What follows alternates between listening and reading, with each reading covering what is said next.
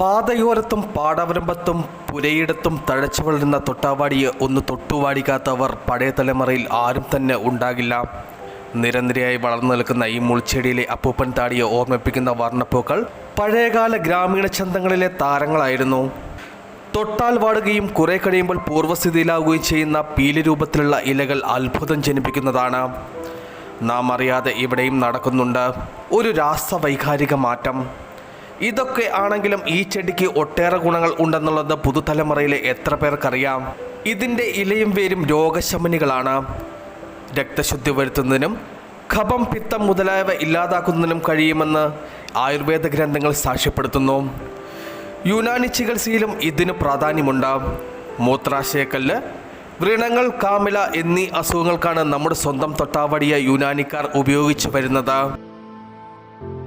പാതയോരത്തും പാടവരമ്പത്തും പുരയിടത്തും തഴച്ചു വളരുന്ന തൊട്ടാവാടിയെ ഒന്ന് തൊട്ടുവാടിക്കാത്തവർ പഴയ തലമുറയിൽ ആരും തന്നെ ഉണ്ടാകില്ല. നിരനിരയായി വളർന്നു നിൽക്കുന്ന ഈ മുൾച്ചെടിയിലെ അപ്പൂപ്പൻ താടിയെ ഓർമ്മിപ്പിക്കുന്ന വർണ്ണപ്പൂക്കൾ പഴയകാല ഗ്രാമീണ ചന്തങ്ങളിലെ താരങ്ങളായിരുന്നു.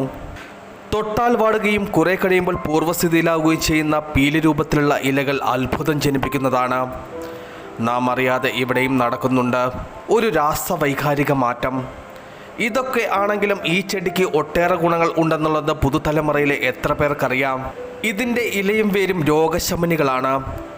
രക്തശുദ്ധി വരുത്തുന്നതിനും കഫം പിത്തം മുതലായവ ഇല്ലാതാക്കുന്നതിനും കഴിയുമെന്ന് ആയുർവേദ ഗ്രന്ഥങ്ങൾ സാക്ഷ്യപ്പെടുത്തുന്നു.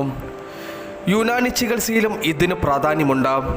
മൂത്രാശയക്കല്ല്, വ്രണങ്ങൾ, കാമില എന്നീ അസുഖങ്ങൾക്കാണ് നമ്മുടെ സ്വന്തം തൊട്ടാവാടിയ യുനാനിക്കാർ ഉപയോഗിച്ചു വരുന്നത്.